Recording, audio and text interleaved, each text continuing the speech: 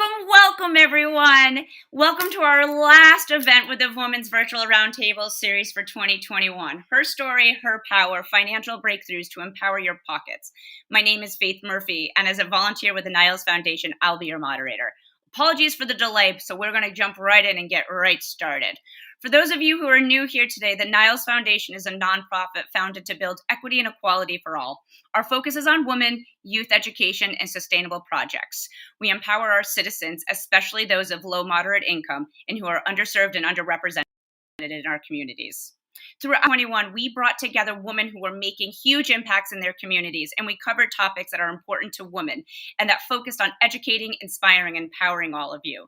You can go over to the Niles Foundation page on YouTube, and you'll be able to find an archive of all of our past roundtables. Today, we are going to hear from Danetha Doe, a financial wellness educator who's going to cover all things financial wellness with us. From how to change a mindset where you can shift toward thriving financially and out from scarcity to abundance, how to build wealth without compromising your values. And she's also going to talk about building those healthy habits to start practicing immediately. Today's discussion is something I fiercely advocate for all women and want you to hear about it as soon as possible. I am super passionate about it. As a widow myself 10 years ago, when I had to go from learning all the things about being a single woman now and having financial responsibility, plus dealing with the emotional of losing a spouse, it was a game changer to understand what financial wellness actually meant. When you are actually in alignment, because just like when you sit here and you talk about your physical health and your mental health, we also need to think about our financial health. And when all three of those are in alignment, you will be and you are on fire and you will be living your best life. So I encourage you to grab a pen, grab some paper so you can start to take some notes, because the next hour is going to be fulfilled with so many nuggets of knowledge. We encourage you to utilize the chat box to ask questions, but once Danetha's presentation is complete, we're going to start to go through and answer some of them for you. So with that, let me introduce Danetha Doe, a financial wellness educator and a Webby Award-winning TV host. She's the creator of Money and Mimosas, a financial education company for the self-employed. She is a regular guest financial expert for Google, the U.S. Small Business Administration, Yelp, Postmates, and many other organizations. Danetha has been recognized as a personal finance expert by Time, the Wall Street Journal, and Fast Company. Danetha was the original financial expert and TV host for Ashton Kutcher's series on millennials and money entitled Going From Broke, which garnered over 20 million views during her season. Raised by a Liberian economics professor and a Jamaican accountant in the United States, Danetha has a unique perspective on financial education that she creatively blends into her teachings. Danetha has a BA in economics and primarily resides in Oakland, California. Welcome, Danetha. Hello, Faith. Hi. So great to connect with you.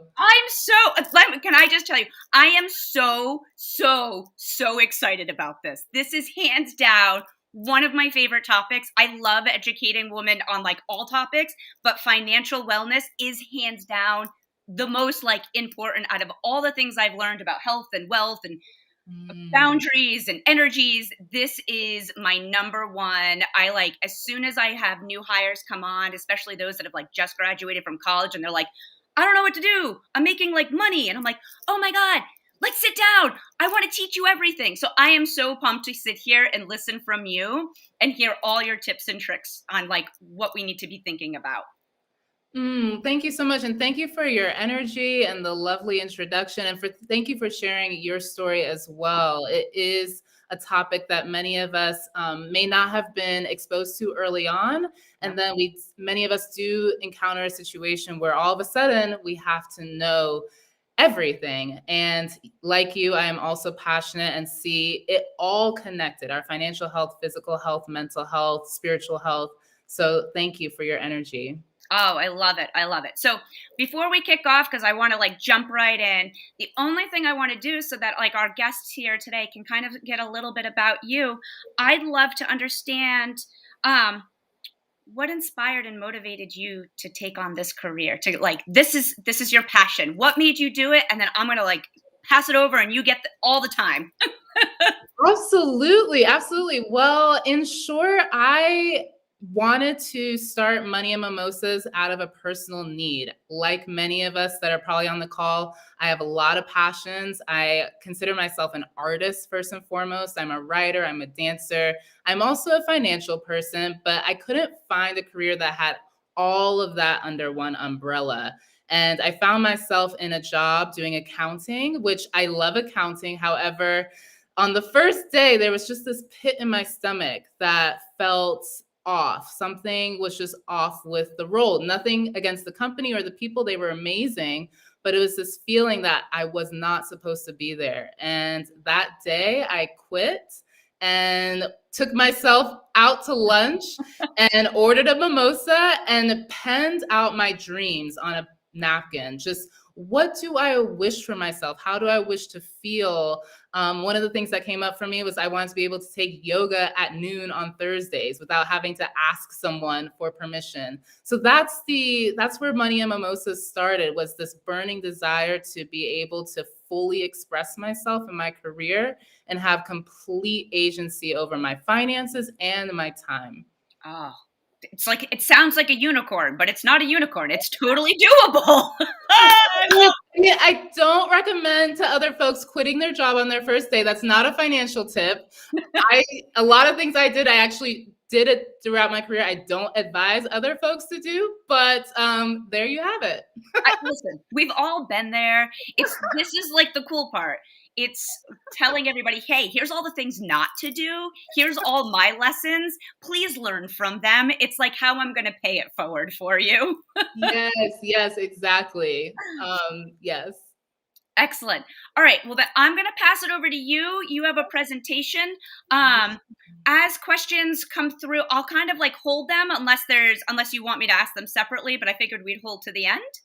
That sounds great. Yes. So I'll be chatting for 25, 30 minutes. I want to leave plenty of time for questions. I love it. So, yes. All right. Well, then take it away. All right. Let me share my screen. Looks like technology is working with us so far. Can you see my screen? Not yet. Okay. It says there it goes. It's okay. Up. Perfect. Cool. All right. Hello, everyone. We are going to be talking about unlocking your abundance. And as Faith mentioned, I'm going to talk specifically about financial wellness, which you may have heard that term thrown around. It's become more and more of a topic of conversation. I have a specific definition for it, and I'll be sharing what that is here shortly.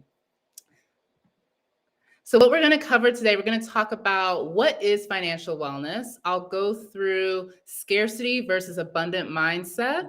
Then I'll talk about healthy money habits, things that you can implement immediately to set yourself up for a life of wealth and fulfillment. And then I'll talk about building wealth with integrity, and then how to shift from surviving to financially thriving. And I do know that we have quite a diverse group today. So this presentation is quite general. Please ask questions because I want to be able to give you insight that's specific to your situation. But for the sake of the presentation, I try to keep it somewhat general so that lots of folks could hopefully see themselves in different aspects of what I covered today.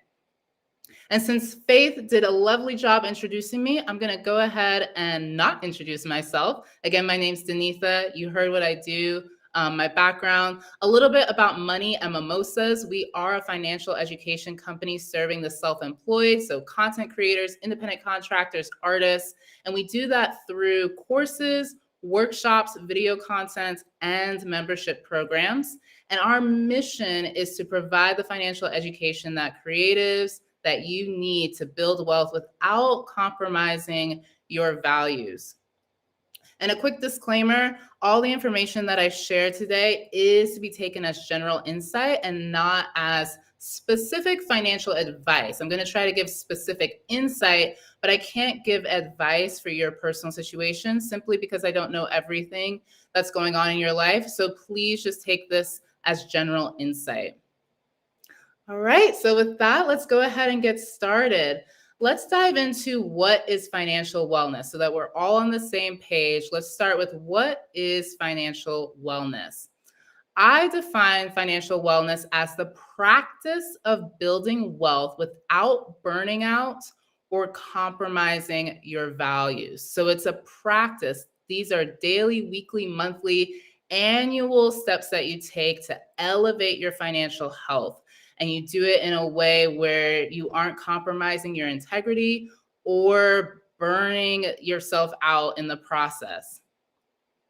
Financial wellness is one pillar of your financial health. And I'm going to paint a picture so you can see what I mean. There are three pillars that make up your financial health. And I love that Faith opened up our conversation talking about mental health and physical health. There's also spiritual health. There's a lot of components to our life that are all connected. Financial health is one of them. And financial health actually encompasses all of those other areas, our physical, mental, and spiritual health. I'm going to talk about what those three pillars are of your financial health now. The best way that I could describe it is to compare it to fitness. There's a lot of overlap between our physical health and our financial health. So what do I mean by that? When you think about your physical health, there are going to be three things that you have to look at. Let's say you set a fitness goal of running a marathon. Maybe within the next 12 months, you decided, hey, I want to be able to run a marathon. If that's your goal, you're going to have three things you have to look at. You're going to have to look at your exercises. You're going to have to incorporate some sort of running into your exercise regimen. You'll have to probably also do yoga, some cross training in order to prepare for that. The second thing you're going to have to do is look at your nutrition. And so you're going to have to think about, what am I fueling my body with? Is it wholesome? Is it giving me the fuel I need to be able to work out?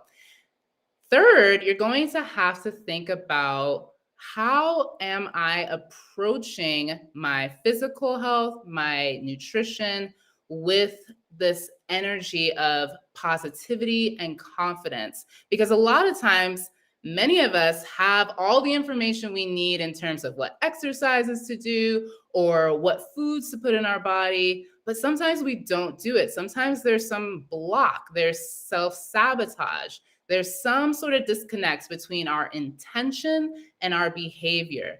And that disconnect is the third pillar of your physical health. And I call that your self-image. So these are the three pillars of your of your fitness health. Your physical health. The three pillars of your physical health. So we've got exercise, right? You've got to move your body. You've got that marathon goal. You got to figure out what workouts to do. You've got nutrition. You've got to fuel your body with wholesome foods. And then you also have your self-image. You have to nurture your confidence, your self-esteem. All of that's going to play a role in elevating your physical health.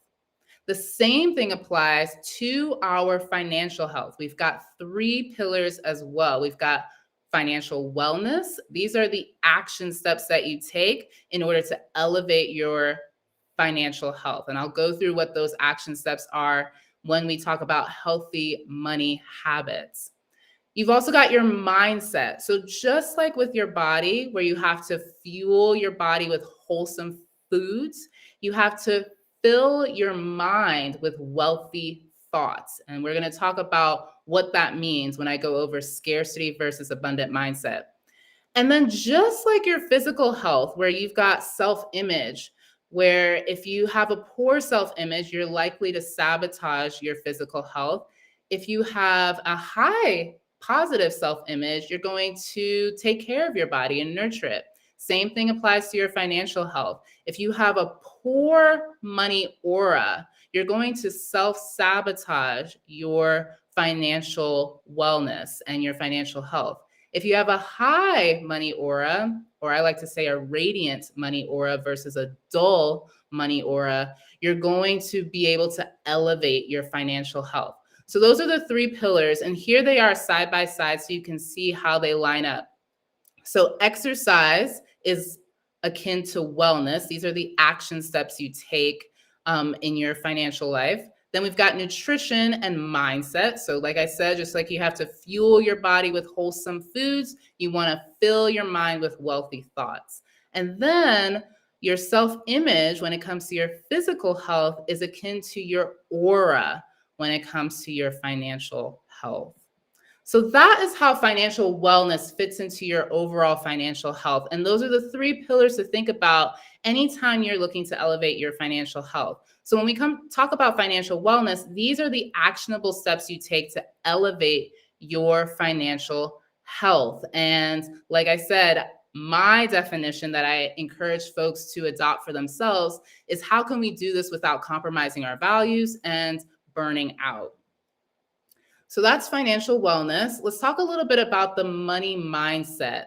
There are two money mindsets. There's the scarcity and abundant money mindset. This concept was first introduced in the late 80s, and it's pertinent to many of us. We're all on somewhere on this spectrum of scarcity to abundant money mindset. And at any point, whenever you're making a financial decision, it's either coming from a place of scarcity or place of abundance. And the best way to think about this is asking yourself, how does my money mindset create your reality? How does your money mindset create your reality? And it does that through this feedback loop. This feedback loop is where our beliefs drive our thoughts, which produce our actions, which then produce results. So let's say you have you believe that anything is possible for you. You believe that you can be a successful freelance writer, or you believe that you can be a successful dancer. You're going to think thoughts that support that. You're going to think, oh my gosh, you killed it in the dance routine today, or good for you. That article you just wrote was amazing. Those are the thoughts you're going to tell yourself. Those thoughts are going to lead to more actions. Those actions can be going for more gigs or putting your work out there. And those actions that you take are then going to produce results. They're going to produce the results that you want. You're going to get more opportunities. You're going to feel even more confident. And then that's going to just further reinforce that belief that, hey, I'm amazing at what I do.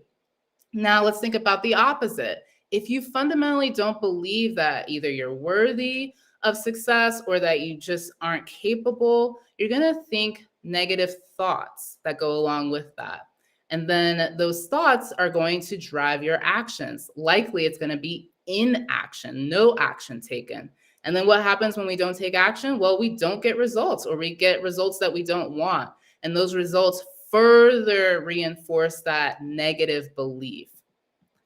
And so when it comes to our money mindset, it's a big part of what creates our reality. Now, I do always make a caveat because I am an economist and I'm very aware of systemic racism and systemic sexism. So this portion that I'm talking about when I say your mindset creates your reality, please know that I am not dismissing the fact that there are very real systemic barriers to success. When I talk about money mindset, I'm specifically honing in on how you can take back your power and take back your agency.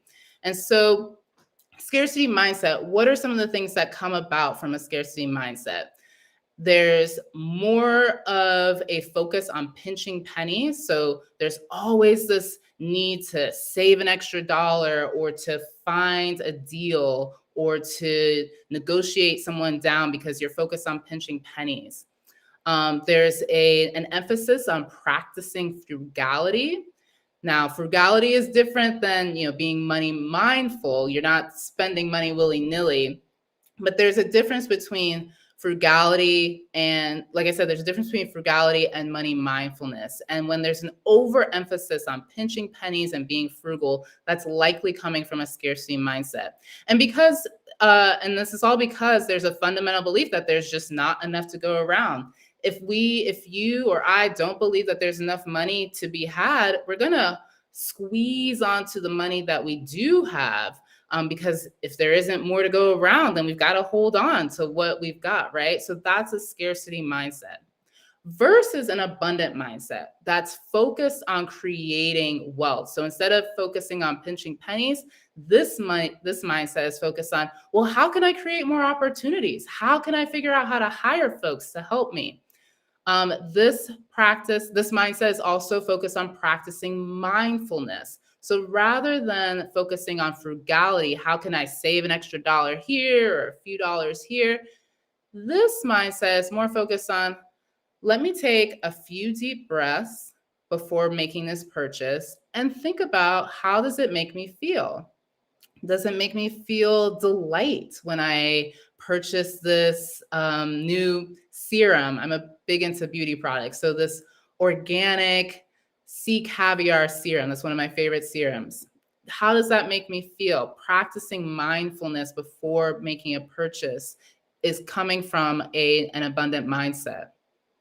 And it's all stemming from the fundamental belief that there is more where that came from.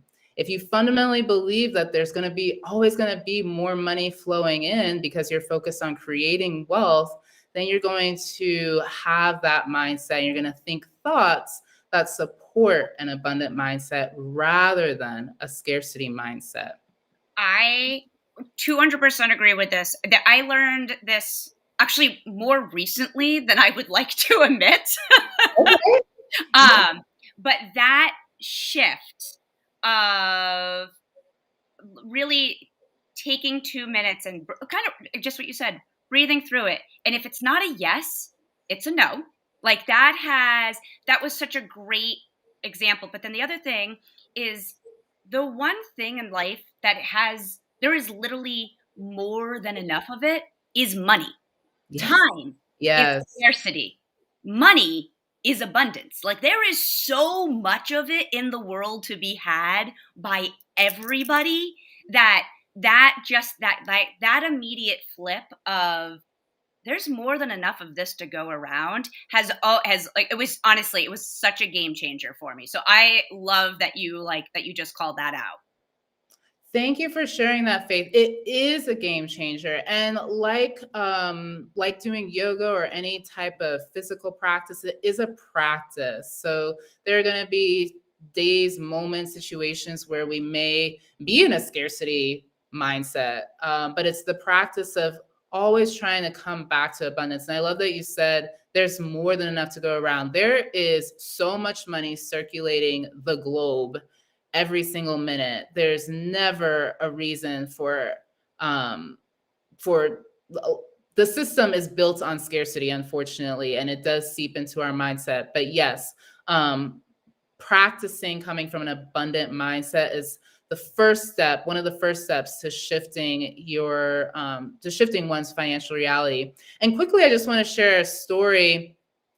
This is a woman. Well, this picture is not a woman I know, but I'm going to share a story of a woman that I do know. You can see her true, what she really looks like on the show Going From Broke. As Faith said, I did a show about millennials and money. And one of the women that I worked with, her name is Miracle, with a beautiful name. She is a singer and a violinist. And she had the dream of doing that work full time. She loved her job, but she really wanted to be a full-time artist. And she was getting gigs here and there. She was able to actually be a backup. She was actually a performer at the Grammys for another artist. She was the violinist on stage with this ensemble. So she was getting opportunities, but they were very sporadic. And then while that opportunity was compensated, many of her other opportunities, she didn't ask for compensation. And I asked her why. And there was this hesitation that if she did ask for compensation, she wouldn't get any opportunities. And all of that, after having a quick conversation about it with her, she realized that she was coming from a scarcity mindset. She fundamentally believes that because she was in a tight financial situation, that others were also somewhat in a tight financial situation, and they wouldn't be willing to spend for her expertise, for her artistry. And she had been practicing violin since she was young, so over 20 years, and was more than deserving, more than worthy of being compensated. And so I wanted to quickly share that story to showcase how a scarcity mindset can hold you back, how it creates self-sabotage when you're going for your dreams. When you fundamentally don't believe that there's enough to go around, you will shortchange yourself in your pursuit of your dreams. So, what are some of the healthy money habits that you can practice based upon this, based upon elevating your financial health from a place of not burning out, not compromising your values, really putting your creativity and your dreams at the forefront? So, one is to start investing. And when I say investing, I mean investing yourself first and foremost. If you're self employed, invest in your business. And then you can think about other vehicles. Many times, folks think when I say investing, their mind immediately goes to the stock market, which is one of those other vehicles.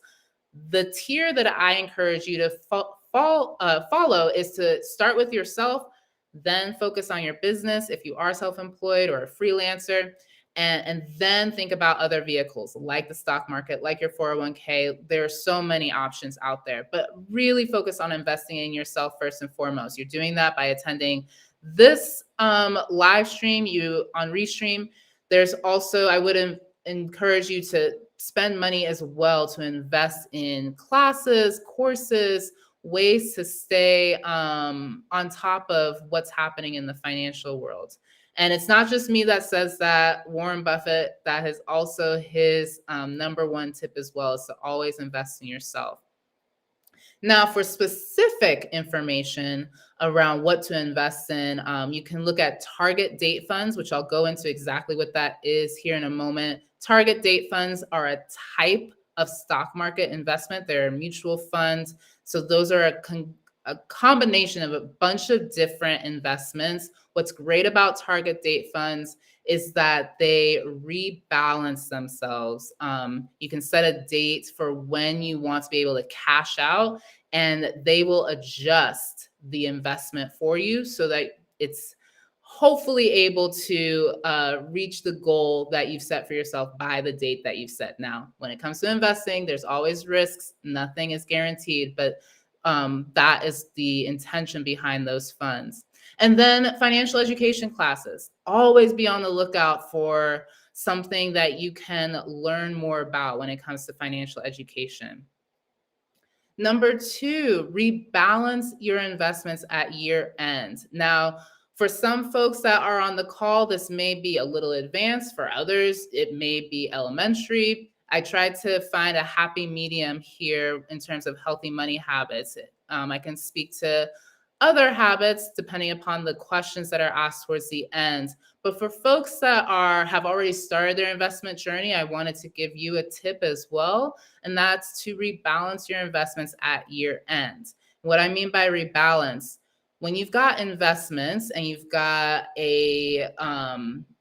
say a mutual fund or something that's a combination of stocks, bonds, and other types of investments, when you are in the beginning stages of your investing, you're going to be open usually to more risk. So you're likely going to have more stocks than bonds. As you get closer to what some folks will call retirement age, or you're ready to cash out, you're probably going to rebalance that. So there's more bonds, which are less risky, and less stocks, which are usually more risky. And so at the end of each year, you just want to rebalance, look at how your investments are doing, if it makes sense to shift things around. The other reason why you want to do that is for your goals. You're rebalancing in order to hit the goal that you've set for yourself, but you're also rebalancing because of your values. So you may find throughout the year that, say, hey, my 401k or my solo 401k is investing in a company that is polluting the ocean in Nepal. Like I don't want my money to support that. And so you may rebalance your account, even though the account may be doing well, quote unquote, financially, but according to your values, it's going against what you stand for. So those are the big reasons why you want to review your investments and rebalance them. And if you're not yet investing, this is still great information to know, so that once you do start, you'll already have this habit in mind and you can implement it immediately. A quick money tip when it comes to that, self-directed retirement accounts allow you to be able to rebalance. If you have a standard 401k, you likely don't have many options when it comes to rebalancing because they've decided what you're going to invest in beforehand. But if you're self-employed, if you are working for a company, but you open up a self-directed retirement account, for instance, a solo 401k or a SEP IRA, you'll be able to rebalance them. And again, like I mentioned, if you're environmentally conscious or socially responsible, interested in creating more of an inclusive economy, and you are conscious about where your money's going, those are the types of accounts that you want to focus on so that you can have a say in where your money is going. And then the last money tip is to create a tax strategy. One of the pieces of my job is working with high net worth folks. These are folks with lots and lots and lots of money. And the biggest difference that I see between those folks and others is their approach to taxes. Many times folks will think about taxes just before taxes are due. Maybe it's March, maybe it's April, but they're thinking about taxes just when they're supposed to file, and they're simply looking at it in terms of how can I write off as much money as possible? What are the deductions I can take? And whereas other folks, high net worth folks, they are thinking about their tax strategy throughout the year. It's more of a planning type of mindset rather than a rushed approach at the end of the year.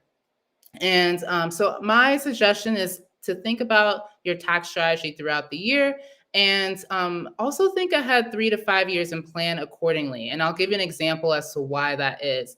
So there was a woman that I was working with through one of our membership programs, the Money Makers. That's a paid membership program through Money and Mimosas. And she had posed the question of she's a freelancer, and she was asking how much money what she could deduct, how much she could write off, which it varies from person to person. It's hard to say exactly without looking at someone's numbers. But my biggest question to her was, well, what is your plan for the next 2 to 3 years? Are you planning on purchasing a property? Any other investment plans you have? And yes, she was looking to purchase her first home within the next 2 to 3 years. That was her goal. And I said, well, one of the things you have to think about is when you go to apply for a mortgage, you need to showcase that you are in a position to pay back the mortgage. And how you do that is showing the bank your financial statements from your business. She's a freelancer. And those financial statements will show how much money you've brought in, how much it costs to run the business, and then your net profit at the end. And if your net profit is low or non-existent, if you're taking a net loss because you've deducted all these expenses as tax write-offs, that's not going to be in your favor when you go for a loan. And so it may make sense to not write off as much in order to showcase that you have a higher net profit in order to qualify for a better interest rate for your mortgage. So that's something to think about. That's tax planning. That's tax strategy. In the immediate term, it may seem like, yeah, I want to write off as much as I can. But that may come back to bite you later if you're trying to showcase that you're able to cover, say, a mortgage, for instance. And especially if you're self-employed, unfortunately, the financial system has not caught up with 21st century careers like content creators and digital folks. So the more you can show that you are in a positive cash flow situation, the better. I 100 agree. My husband is, he owns his own small business. He runs a nonprofit, and it is, every year we're like, is something else going to change? Yes. Every year it's another, because the tax codes change. Of course, when it's an election year, big election year, like administrations are changing, it changes. So yes, definitely. I hear you. So just a couple more minutes because I do want to wrap up for questions. Quickly, I want to talk about building wealth with integrity. I have two questions to ask yourself. I'm not going to say what building wealth with integrity looks like because that's an individual question. And so, what I would encourage you to do is ask yourself, what are my values? If you haven't asked yourself that already, if you have, just review them, revisit them. They do shift occasionally, not too much. Usually, our values are pretty solid, but sometimes there's some evolution there. But ask yourself, what are my values? And then ask yourself, how do I want my money to support those values? So those are the two introspective questions I would encourage you to ask yourself, so that you can get clarity around how does building wealth with integrity look like for me. And then lastly, I'm going to go through 3 steps you can take today to go from surviving to thriving, or if you're maintaining, how to go to thriving. And if you're thriving already, how to continue to thrive. Okay, so action steps you can take today.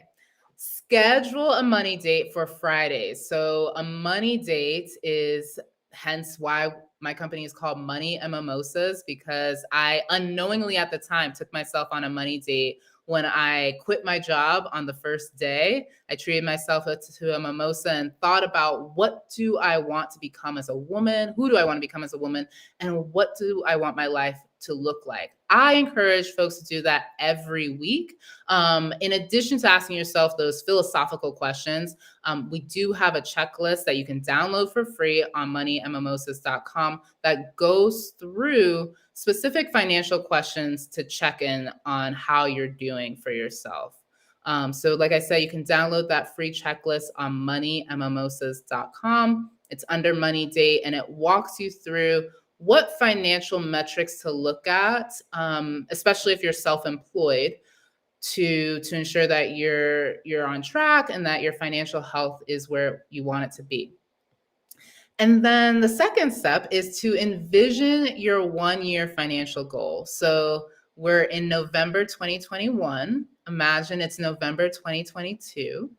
So envision what 1-year financial goal would make you so happy. Maybe you're just starting your freelance career. So maybe it's $10,000 for your work as a freelancer. If you are doing that for a while, maybe you're a year in, maybe you're a few months in, maybe your goal is to hit that 6-figure mark, 100,000. Maybe your goal is to reach 1 million within the next year. No dream is too big, but envision what your 1-year financial goal will be. And then this is a fun money mindset practice. I love sharing different money mindset practices. Then you're going to take that 1-year goal that you just set to yourself and shift that to your monthly goal. So let's say your 1-year goal was $10,000. Well, now that's your monthly goal, $10,000. Let's say your yearly goal, your year goal was $100,000. Now that's your monthly goal, to make $100,000 in a month. And then if it was $1 million a month. Again, we're envisioning here. We're expanding what we believe is possible for ourselves. Because once you do that shift, things change, right? Like, oh my goodness, in a month? What does that mean? And so you want to ask yourself, what would it feel like to have access to those financial resources? What would it feel like to take that 1-year financial goal and suddenly that 1-year financial goal is now what you're making each month? What would that feel like? And then create a business or investment plan to make it happen. Now, this practice is to get you into an abundant mindset. It may not, shifting from that 1-year goal to a monthly goal, that's ambitious. That's a lot. However, doing this practice will get you into the mindset, into the mode of, oh, I can 10x what I'm doing. What would it take for me to be able to 10x that and do it in a way that feels nourishing and in alignment? But in order to do that, in order to experience that, you have to think about it, create it in your mind first. So create a business and or investment plan to make that happen. And that is my presentation for today. Just as a recap, what we covered, we talked about what is financial wellness, shifting from a scarcity to abundant mindset, some healthy money habits you can practice, how to build wealth with integrity, and then how to go from surviving to thriving. If you want to learn more about my work and learn more about money and mimosas, you can always head over to moneyandmimosas.com. Over there, you'll see lots of awesome free content regarding financial wellness. And we have our paid membership programs, Money Makers, where you get access to real estate investing, and tax tips that you won't find anywhere else. So that is it for me. And now I'm happy to answer questions. Let me stop sharing my screen. Oh, that, first of all, loved it. So many notes. It's in pencil, so you can't really see them, but I was like, first of all, I am going to go in like second, education. Like, everyone, there is the ability to learn and ask for help. Knowledge is such power. Honestly, like it's such a big one. So I have lots of questions to start asking. We got a couple from the chat. I have a couple that sat here that I kind of like pre-started for us. You know, I think one of the big ones, because I love all the financial like advice and where we go, but I think there's the first step that is, I'm really scared to look at my bank account. Like how do you start? There is just a fundamental fear that starts when you have to say, I need to open up my bank account and I need to go and figure out how I'm going to pay my bills or whatever else is going on.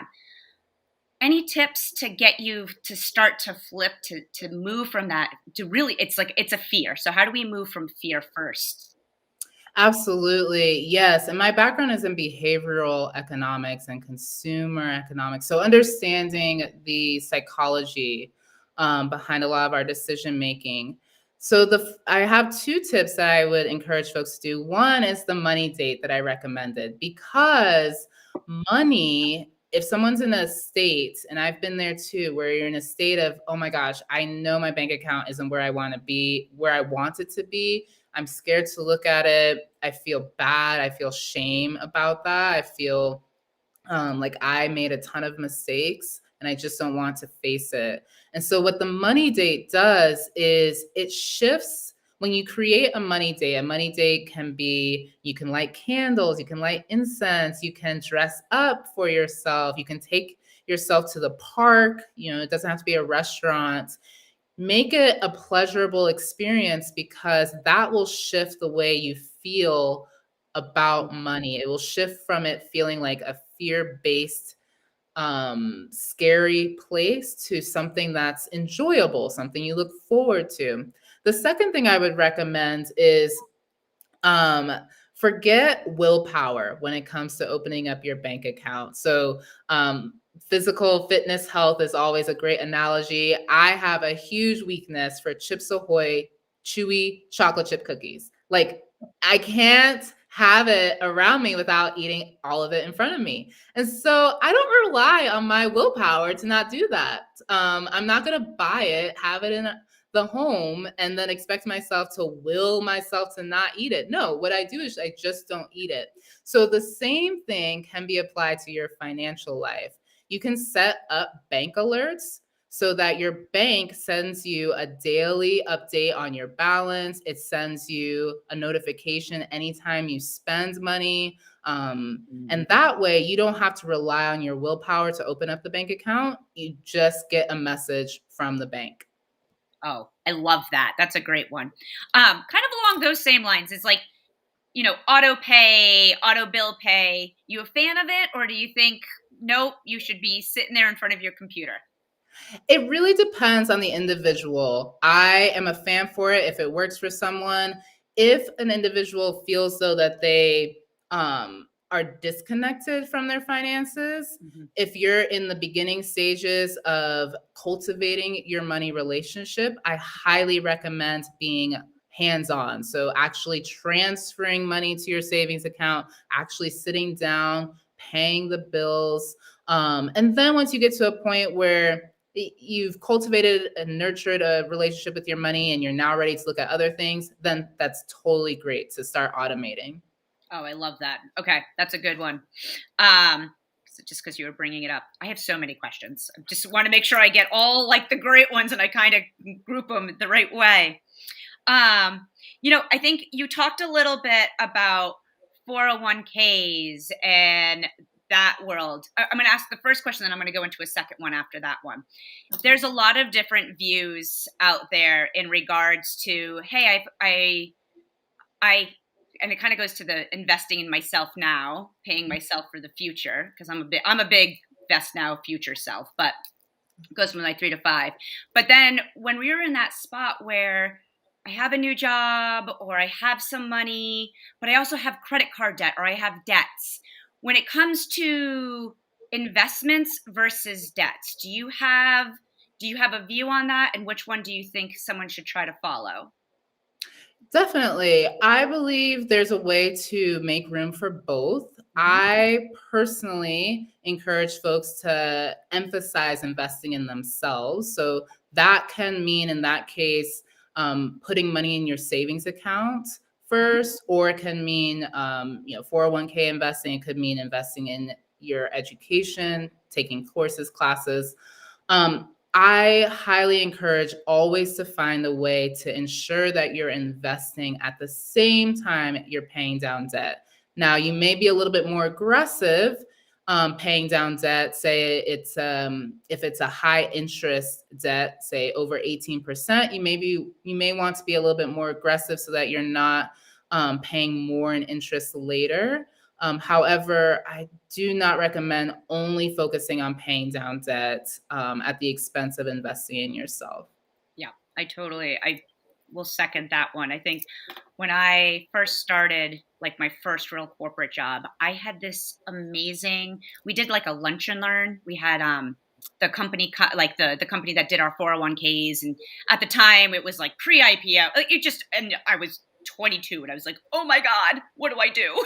And I sat down with this guy, and he must have like just started, because he was like, come sit with me, I'll show you everything. And it was the most in-depth, like 45 minutes I had ever gotten, and trying to understand what is a 401k. But I'll never forget, he basically was like, here's the deal, you go put in 2%, do something now to get started, because all you have to do is get started. And then as your career starts to mature and you start to hopefully make more money, you'll be able to just go from 2% to 3% and 3% to 6% and 6% to 10% and 10%. And before you know it, you are maxing out like the contributions you can do. And you will just do it so gradually, year over year. You won't even notice like 1% being shifted over to your 401k after you've been working for 5 years, because you've been working for 5 years, and most likely, hopefully, knock on wood, you made a little bit more money that can go and get you that like little bit more into your savings. So I love the concept of investing in my future now, but like super passively, not to even have it be like sitting there on my doorstep that I have to always be thinking about. Along those lines, so again, like 401ks, and at this point, there's, especially when we start to think about like those that are self-employed, IRAs, Roth IRAs, like where do you have like a view on like where do those investments, or where should they try to go, especially if you're independent and you're an entrepreneur, small business owner? In terms of like which retirement account they should like what type of retirement accounts to be thinking about? Yeah, so it really depends on the situation. Money and Mimosas has a fantastic, I think we did 2 articles, trying to see if I can share it in the chat. But if you just Google Money and Mimosas retirement accounts, there'll be amazing articles pop up that talk specifically around what questions to ask yourself to determine which one is the best retirement account given you being self-employed. So some of the questions you'll want to ask Are you thinking about eventually owning a business? Meaning you're obviously in business as a freelancer, but are you thinking about having employees? So that may be a consideration you want to think about before deciding which retirement account you go with. Um, you also want to think about your tax strategy as well. And because some of those retirement accounts you pay taxes now versus later, and vice versa. So there's some considerations to think about when deciding which retirement account is best for you. Amazing. Amazing. Um, this has been phenomenal. I only have one last question for you. I'm like, hold on, where's my question? I wrote so many notes on all these papers, I have to go find it again. So you have provided us a ton of knowledge today. Obviously, you are an expert in your field. How did you get here? How did you get to where you are today? Oh, wow. A lot of hard work. Yeah, I mean, how did I get here today? I had and have a dream, and I'm relentless about seeing that dream come to fruition. So that would be the advice. I don't like to give advice because everyone is an individual. However, I can share what has worked for me. And what has worked for me is to stay true to myself, which takes a lot of effort in terms of unpacking who I am and then maintaining that sense of self and then aligning my financial decisions with that. Because sometimes those financial decisions didn't make sense on paper, but I knew in my heart and my spirit, like I said at the beginning, it was in my spirit that that wasn't the right fit for me. Now on paper, that was not a necessarily a wise decision, but it paid off. And so that's how I've gotten to where I am today. Oh, excellent. Thank you. Snaps, congratulations on everything that you have accomplished. I think everybody here has just been like, I'm hoping everyone else is like sat here and took a ton of notes because I've loved every minute of this. I am going to go and constantly go and share it. I was like posting on Instagram and there were so many people writing, I can't wait to see this. I can't make it tonight, but I am definitely watching the restream of this one because this is right up my alley. So you have hit on so many topics that make sense for everybody. So thank you. Any final advice you want to share with us? Well, I do see a question from Jacoby. Yep. Or I Jacoby. kind of asked this one because he had talked about the pros and cons to a Roth IRA in this economy. Oh, this is a better question. Yes. Any pros and cons there? Yeah, so the Roth IRA, for folks that may not be familiar with it, so the Roth IRA is a retirement account. It's self-directed, and what it allows you to do is pay taxes up front, so you do not pay taxes later when you cash out, whenever you decide to cash out. The pros of that are you're likely going to be in a higher tax bracket later because you're likely going to be making more money, have more assets. So you're saving money by paying for the taxes up front. Yeah. Now, the cons are that you are paying taxes now.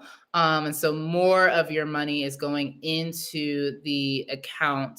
So you're going to have less access to cash in the moment. And specifically in this economy, that's an interesting way of phrasing the question. I would say the climate that we're in right now is, wow, there's so much going on actually in the economy.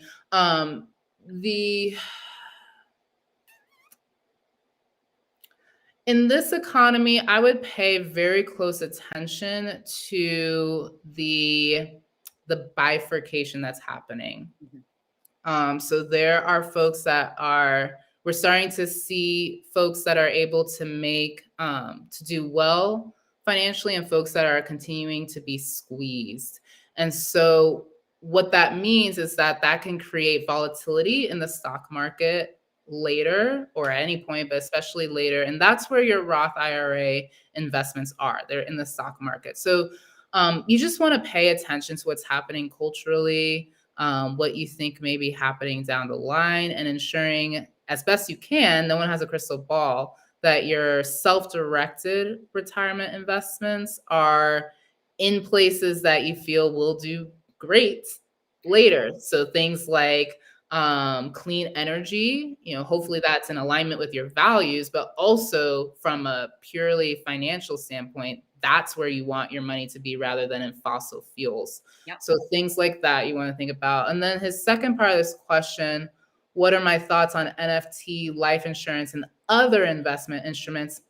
I'm a huge fan of alternative investments. That includes NFTs, that includes digital currency, that includes art, that includes wine, that includes whiskey, that includes. I'm a huge fan of alternative investments. Now, they are riskier. They are generally speaking riskier. Art tends to level out at a certain threshold, actually, but alternative investments, generally speaking, I recommend having single digit investments, single digit percentage rather of your investment portfolio associated with that. So you mentioned NFT specifically. I wouldn't put more than 10% of your investments in there. So single digit, 2% to 9%.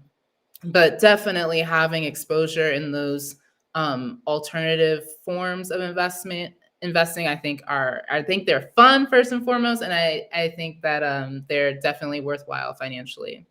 Oh, thank you. This has been amazing. So appreciative. It's 5 o'clock. We want to make sure that everybody stays on time.